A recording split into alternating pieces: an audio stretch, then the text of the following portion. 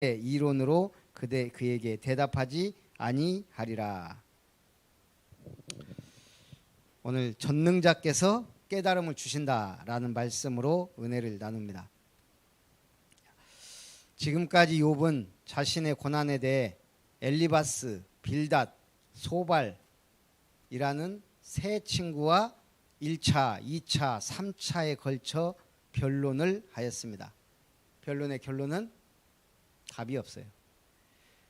그러나 본장에서는 지금까지 전혀 소개되지 않았던 엘리후가 등장합니다. 엘리후는 앞서 언급되어진 욥의 세 친구와는 별도의 사람입니다. 그러나 세 친구들의 변론을 모두 들었습니다. 그런데 자신이 의롭다고 하는 욥을 친구들이 꺾지를 못하는 거예요. 왜요? 너무 당연한 얘기를 하니까. 인과응보.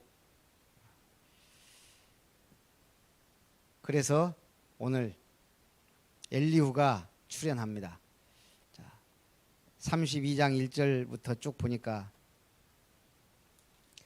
욥이 자신을 의인으로 여김으로 그 세 사람의 말을 그치니. 그 세 친구는 욥을 이길 수 없죠. 왜요? 욥보다 선을 많이 행하지 않았고 욥처럼 의롭지 않았기 때문에. 욥이 결국은 자기를 변론한다고 하면서 자신을 의인이라 계속 얘기하니까 이제 세 친구는 더 이상 말을 할 수 없어요. 그러자 드디어 부스 사람 바라겔의 아들 엘리후가 화를 냅니다. 왜요? 욥이 하나님보다 자기가 의롭다 하는 듯이 얘기하니까 세 친구한테 얘기합니다. 왜요? 능히 대답하지 못하면서 욥을 정죄하였기 때문에. 그래서 오늘 우리는 말을 잘해야 되지만 믿음을 가지고 말을 해야 됩니다. 누가 그러더라고요?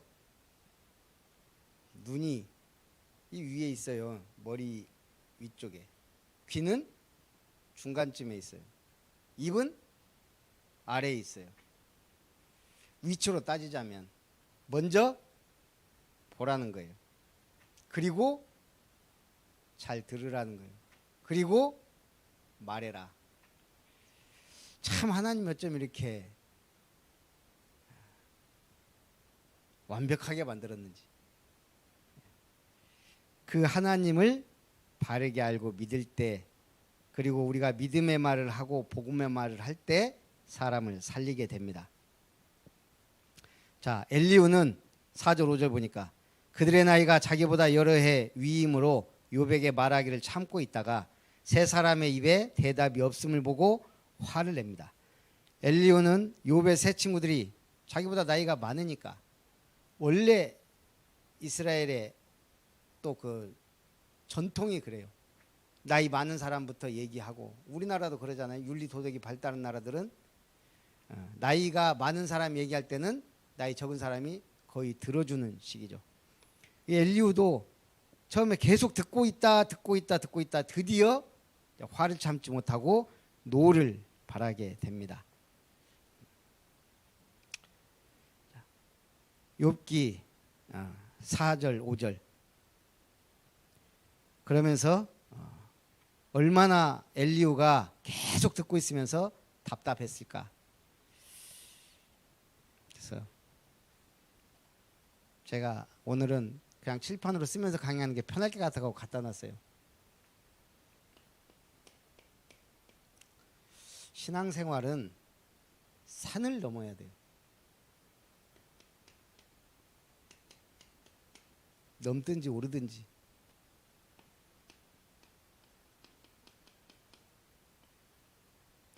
일단 하나님의 말씀에 근거한 믿음.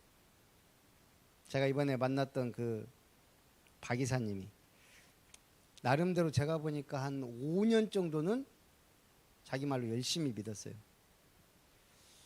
그런데 당연한 거지만 하나님에 대해서 얘기했어요. 하나님은 여호와 하나님이시다. 거의 처음 들어본 것처럼 저한테 물어보는 거예요. 아, 하나님 이름이 여호와입니까? 스스로 있는 자니라. 예수는 그리스도로 믿어야 됩니다. 예수하고 그리스도하고 한 단어 아닙니까? 그리스도는 직분입니다. 모든 문제 해결자. 그리고 하나님은 성령으로 역사하십니다. 보혜사 성령. 오히려 아무것도 모르니까 제가 차근차근 기초부터 설명해야 되겠더라고요. 오히려 더 나은 것 같아요. 그리고 이제는 믿으려고 하니까 이제 알고 싶은 게 있는 것 같아요. 우리는 신의 산을, 하나님의 말씀을 제대로 받아야 돼요. 그러면 그 다음부터 은혜로 사는 거예요. 십자가, 갈보리 십자가의 은혜. 이게 아니면 우리는 저주 아래, 지옥 권세 아래, 사단 마귀 아래 있어야 되니까. 그리고 산 3개만 따지자면 감람산이에요. 여기서 하나님은, 주님은 사실 모든 언약을 다 주신 거예요. 나머지는 성경에 있고. 우리는 신앙생활 강을 건너야 돼요. 성경에서 중요하게 얘기하고 있는 강 3가지가 있어요. 유프라테스 강. 아브라함이 갈대아 우르에서 살고 있는데 하나님은 아브라함을 불러내셨어요. 갈대아 우르를 떠나라. 하란에 머물렀어. 거기 있지 말고 가라. 가나안까지 가는 중간 아브라함은 유프라테스를 건넜을 것이다. 히브리인이란 말이 어원이 에버예요. 에버는 뭐예요? 강을 건넌 사람들이. 히브리인들이란 말은 강을 건넌 사람들. 그래서 학자들이 아브라함이 어떤 강을 건넜을 것이냐? 유프라테스 강을 건넜을 것이다. 그리고 다시 갈대아로 돌아갔어요? 안 돌아갔어요. 끝. 그 다음에는요, 홍해 바다이기도 하지만 강처럼 생긴 바다예요. 우리가 홍해를 강으로 놓고 애굽에서 나오자마자 홍해 바다가 가로등에 있어요. 신앙생활은 뭐예요? 건너는 거예요. 홍해는 갈라지라고 있는 거예요. 그래서 저 약속의 땅 가나안을 위하여, 그 과정이 광야예요. 그래서 광야교회가 이제 우리 교회 신앙생활의 모델이에요. 여기까지 가려면 홍해 바다를 건너야 돼요. 다시 돌아가요? 돌아가지 않았어요. 끝. 그리고 요단강을 건너야 돼요. 우리는 요단강 며칠 후 또 미국에서는 뭐 루비콘강을 건넜다. 돌아올 수 없는 강. 이걸 건너서 약속의 땅으로. 강 3개는 산 넘고 강 건너 가는 것이 신앙생활이다. 자, 어찌됐든 일로 건너간다는 거예요. 다른 신들이 있는 곳으로 가지 말라는 얘기예요. 이건 죽음이에요. 이쪽은 생명이에요. 우리는 계속 이 선택을 해야 돼요. 난 오늘 어디에 있을 것이냐? 난 오늘 어떤 강을 건널 것이냐? 믿음으로. 우리 앞에는 계속 나타납니다. 여리고도 나타났다가 이 강, 저 강, 이 산, 저 산. 자, 오늘 엘리후가 욥을 확실하게 꺾겠다고 합니다. 6절 7절. 부스 사람 바라겔의 아들 엘리후가 대답하여 이르되 나는 연소하고 당신들이 연로함으로 뒷전에서 나의 의견을 감히 내놓지 못하였노라. 내가 말하기를 나이가 많은 자가 말할 것이요 연륜이 많은 자가 지혜를 가르칠 것이라 하였노라.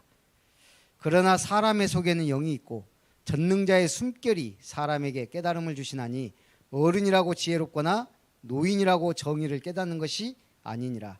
그러므로 내가 말하노니 내 말을 들으라. 나도 내 의견을 말하리라. 연륜 무시 못합니다. 그러나 그게 진리는 아니에요. 어른이라고 지혜롭거나 노인이라고 정의를 깨닫는 것이 아니다. 인생 마지막 갈 때 보면 그 사람의 인생이 성공했다고 할 사람도 있고 실패했다고 할 사람도 있지만 사실은 대부분 다 중요하지 않은 헛된 걸 잡으려고 살다가 가는 경우가 많아요. 신앙에 답이 없으면 결국 인생 열심히 뭔가 이루고 살지만 의미 없이 가버린다 이 말이에요. 그래서 순례자, 남은 자, 정복자라는 단어를 붙잡아야 됩니다.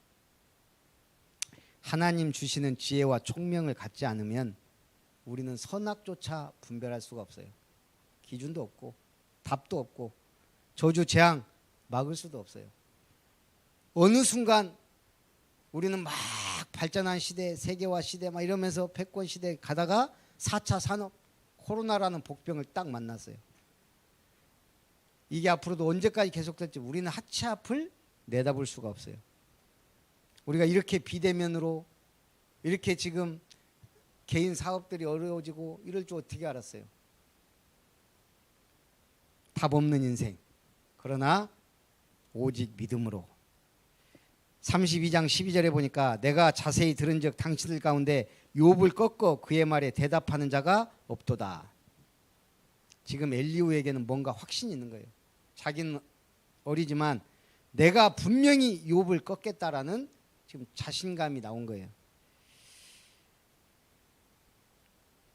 지금 친구들은 뭐예요? 고난 중에 있는 욥에게 와서 은근히 뭔가 모르게 자꾸 죄를 얘기하고 죄를 드러내려고 그러고 너는 죄인이라고 정죄하고 자꾸 비난하는 쪽으로 갔단 말이에요.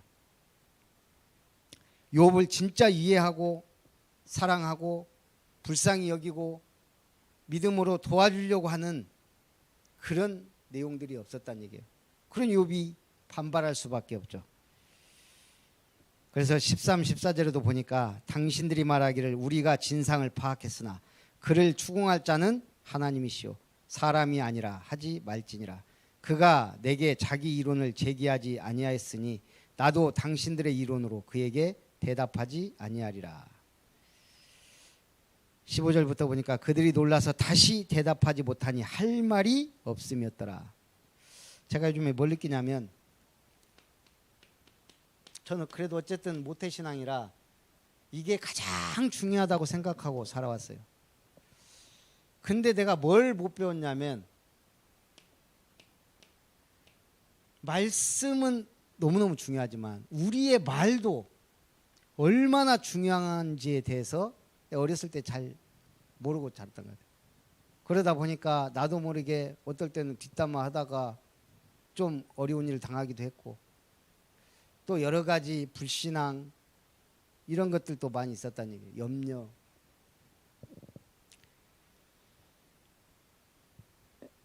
어떤 지금 학자들이 그러더라고요.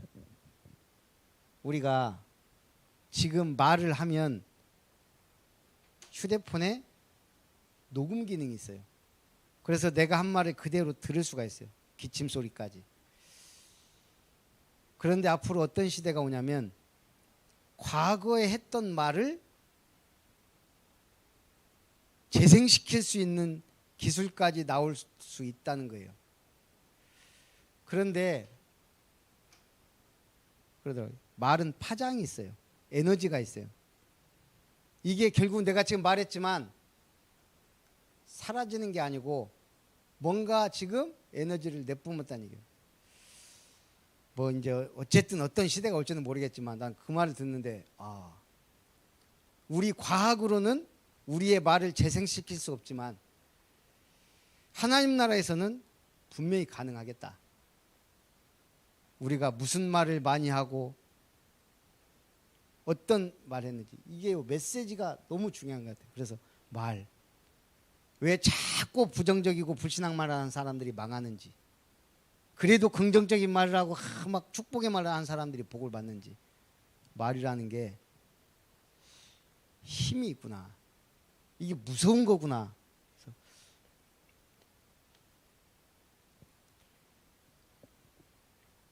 중요합니다. 자, 그래서 우리는 살리는 말을 해야 돼요. 뉴욕 퀸즈 주택가에 있었던 일입니다. 대낮에 한 여성이 괴한에게 공격을 당하고 있었습니다. 큰 소리로 도움을 외쳤지만 거리는 텅텅 비어 있고 도와줄 사람이 없었습니다. 공격을 당해서 피 흘리면서 계속 도망가면서 도와달라고 울부짖었던 거예요. 그런데 결국은 목숨을 잃고 말았습니다. 결국 누군가 신고로 뒤늦게 경찰이 출동했고 범인을 체포하고 사건을 조사했습니다. 이 여인이 도와달라고 길에서 그렇게 당하고 있을 때 38가구가 사람들이 집안에서 그걸 보고 있었다는 거예요. 그런데 누군가 빨리 전화도 안 했고 도와주지도 않아서 결국은 목숨을 잃었어요. 그래서 이 경찰이 목격자들 한 가정 다 찾아가서 물어본 거예요. 왜 도와주지는 못할 망정 경찰에 신고조차 안 했냐. 이 목격자들 대답이 하나같이 다른 사람이 할 줄 알았다. 심리학자들은 이 사건을 토대로 여러 연구를 한 결과 목격자가 많을수록 어려운 사람을 돕지 않으려는 경향이 있다는 것을 발견하고 이를 제노비스의 신드롬이라 불렀다 그래요. 누군가 하겠지. 전도도 복음도 누군가 전하겠지.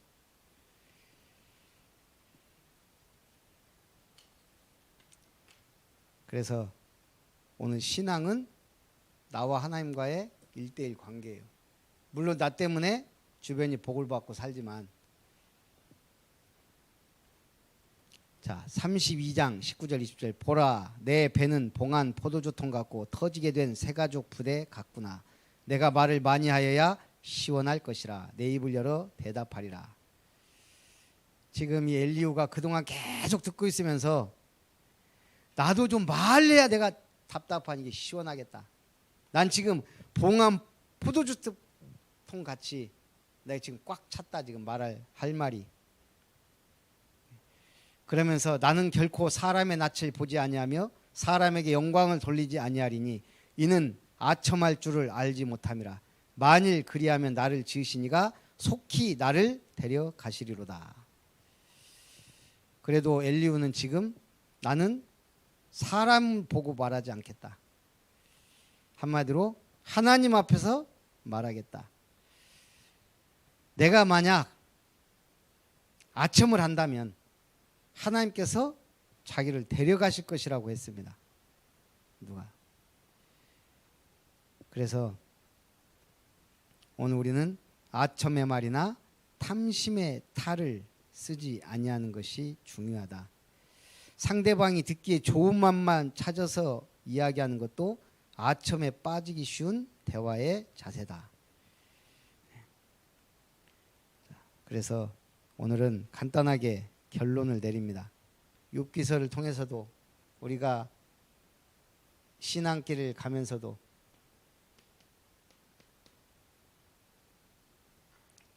우리 계속 3가지 단어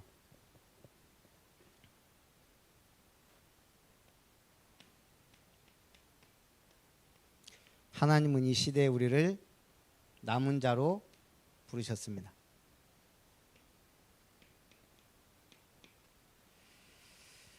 렘넌트. 오늘 하나님은 우리를 순례자의 길을 가기를 원하십니다. 오늘 하나님은 우리가 그냥 인생 허비하지 말고 정복자의 기도응답 받기를 원하십니다.